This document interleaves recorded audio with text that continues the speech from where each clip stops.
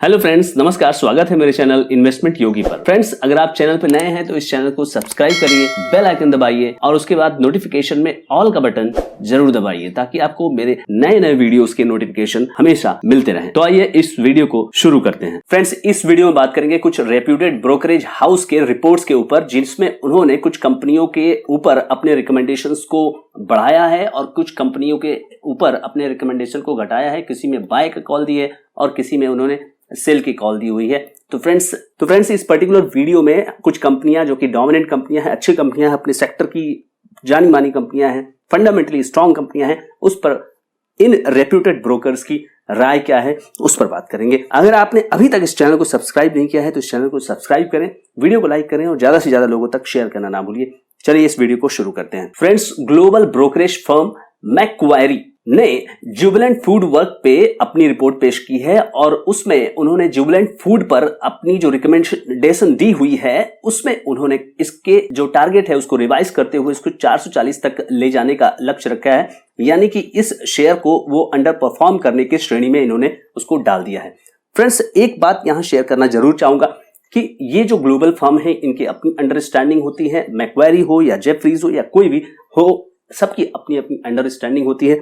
आप इनके साथ जा भी सकते हैं और अपने साथ भी रह सकते हैं, यानी अपनी एनालिसिस भी लगा सकते हैं। तो ये ध्यान रखिए कि आपको ब्लाइंडली इनको कॉपी नहीं करना चाहिए, अपने एनालिसिस भी रखनी चाहिए। जुबिलेंट फूड वर्क्स का आज का जो बाजार भाव है वो 512 रुपए है और वहां से अंडर परफॉर्म की यहां पर लक्ष्य जो दिया गया है मैक्वायरी के द्वारा वो दिया गया है 440 रुपए का। तो इस तरह से आप यहाँ पे एक सावधान भी हो सकते हैं कि हाँ, इतने बड़े ब्रोकरेज हाउस ने 440 का अगर अंडर परफॉर्म का लक्ष्य रखा है तो उसके पीछे कोई ना कोई वजह तो होगी। और उसके बाद आप अपना रिसर्च, अपनी एनालिसिस कर सकते हैं कि क्या वास्तव में यहां से स्टॉक इतना फिसल सकता है। फ्रेंड्स, मैक्वायरी द्वारा प्रस्तुत जो दूसरी कंपनी है वो है HCL टेक में मैक्वायरी ने भी अपनी जो रिकमेंडेशन दी हुई है इस समय वो बाय की रिकमेंडेशन दी हुई है और इस रिकमेंडेशन के अंतर्गत इन्होंने जो टारगेट इस समय दिया हुआ है वो है 1440 रुपए का। टारगेट को कंसिडरेबली इन्होंने बढ़ाया हुआ है और इन सभी टारगेट्स में ये ध्यान रखना चाहिए कि शॉर्ट टू मीडियम टर्म के टारगेट ये जो ग्लोबल फर्म्स है वो देती है। फ्रेंड्स, मैक्वायरी ने HCL टेक्नोलॉजी में जो लक्ष्य दिया हुआ है, आज के बाजार भाव की बात करते हैं तो 971 रुपए का बाजार भाव है और मैक्वायरी के हिसाब से यहां पर 1440 रुपए का लक्ष्य यहां संभव दिखता है। वैसे भी आप देखिए तो HCL टेक्नोलॉजी ने पिछले किसी भी मूव में ज्यादा मूवमेंट नहीं दिखाया हुआ है, किसी भी रन में इसने पार्टिसिपेट नहीं किया है। तो हो सकता है कि इस मार्केट में, बियरिश टाइप के मार्केट में, ये स्टॉक चल जाए। मैक्वायरी ने जो दूसरी कंपनी आपको सजेस्ट की है वो है भारती एयरटेल। भारती एयरटेल में इन्होंने आउट परफॉर्म का लक्ष्य दिया हुआ है और आउट परफॉर्म के इस लक्ष्य में उन्होंने जो लक्ष्य दिया हुआ है वो है 845 रुपए का।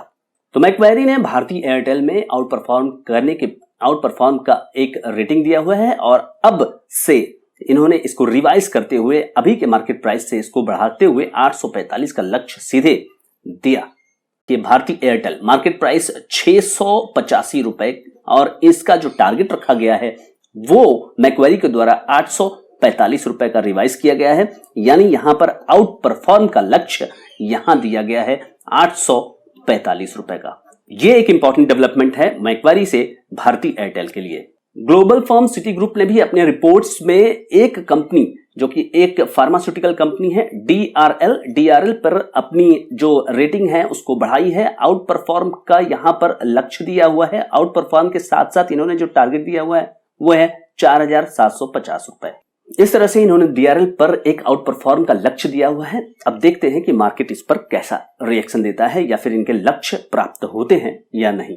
DRL का जो बाजार भाव है आज का 4370 रुपए के आसपास और यहां पर सिटी ग्रुप ने इसको आउट परफॉर्म के लक्ष्य के साथ 4750 रुपए का लक्ष्य दिया है कि निकट भविष्य में ये 4750 रुपए का लक्ष्य यहां पर प्राप्त होने की संभावना है। दूसरी तरफ एक और ब्रोकरेज फर्म है जेफरीज ने भी रिकमेंडेशन दी हुई है। जेफरीज के अनुसार बंधन बैंक पर उन्होंने अपनी रिपोर्ट दी हुई है। बंधन बैंक, आप देख सकते हैं कि जब से बंधन बैंक का IPO आया हुआ है वो कुछ दिन तक तो अच्छा परफॉर्मेंस ने किया, लेकिन उसके बाद से बंधन बैंक अपने IPO के प्राइस से नीचे ही जा रहा है।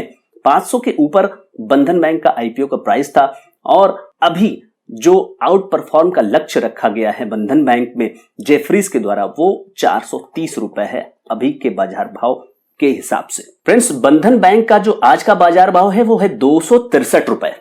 263 रुपए से जेफरीज ने बंधन बैंक में जो टारगेट दिया है वो आउट परफॉर्म का लक्ष्य दिया हुआ है और ये टारगेट जाके बैठता है 430 रुपए।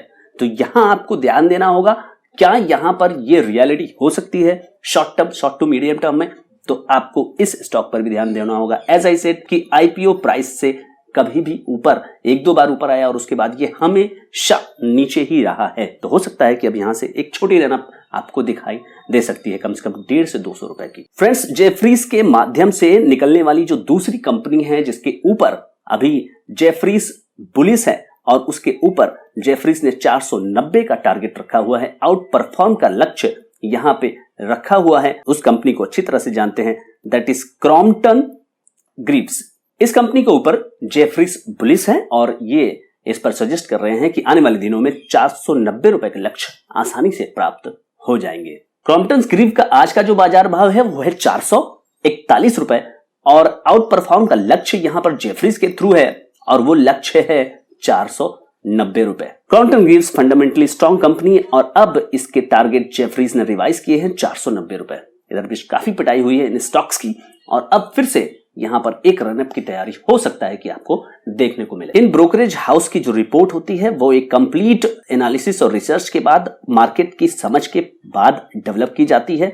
फ्रेंड्स, आप अपना खुद का रिसर्च करें और उसके बाद अपनी पोजीशन बनाने की कोशिश करें। आई होप कि इन ब्रोकरेज हाउस पर ये जो लेटेस्ट डेवलपमेंट है वो आपको ये सही समय पर ये जानकारी मिली होगी और इन स्टॉक्स के ऊपर चाहे वो जुबिलेंट फूड वर्क्स हो, डीआरएल हो, एचसीएल टेक्नोलॉजीज हो, भारतीय एयरटेल है, बंधन बैंक है और क्रॉम्पटन ग्रीव्स, इस पर आप एक पर्टिकुलर ओपिनियन बनाने में आप सफल रहे। Thank you so much friends, I hope ये वीडियो आपको अच्छा लगा होगा। अगर ये वीडियो आपको अच्छा लगा तो इसको लाइक करिए, कमेंट करिए और इस वीडियो को ज्यादा से ज्यादा लोगों तक शेयर करना ना भूलिए। Thank you so much friends.